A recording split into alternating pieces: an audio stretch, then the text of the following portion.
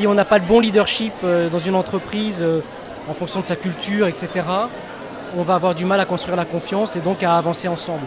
Parce qu'une entreprise, c'est une communauté d'hommes et de femmes qui avancent ensemble et on avance en général derrière un chef. Et pour avancer derrière un chef, il faut avoir confiance.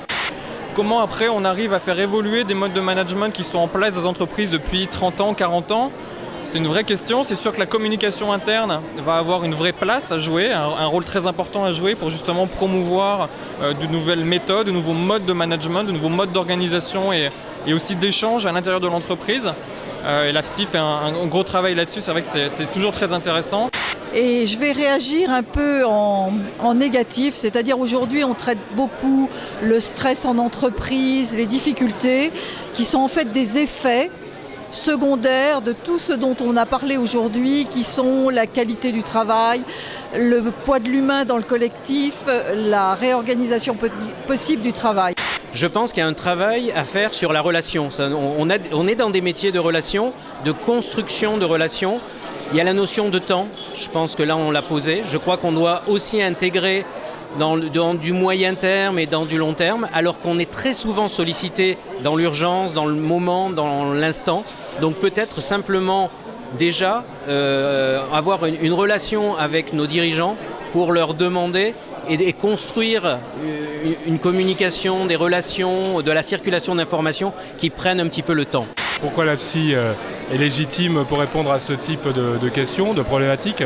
Je crois que ça passe beaucoup dans le récit, dans les échanges aussi, cette restitution de la confiance. Et là, je pense que la communication interne est très bien placée pour pouvoir restituer ce dialogue au sein de l'entreprise et ces échanges entre la direction et les collaborateurs qui parfois, ces passerelles sont un peu coupées. Donc c'est un peu notre rôle.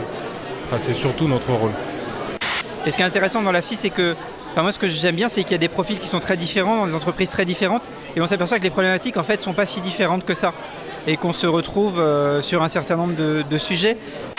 Les responsables de communication interne peuvent contribuer aussi à faire que les relations dans l'entreprise soient basées sur autre chose que la peur.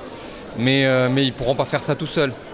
Et c'est tout un ensemble, c'est tout un mode de management dans l'entreprise qui passe par les relations humaines, qui passe par tout ça.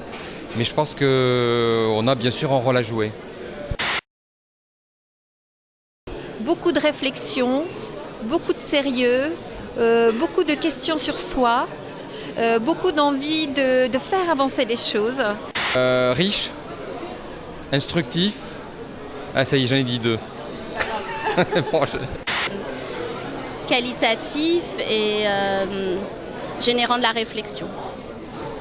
Rafraîchissant. Ne pas avoir peur.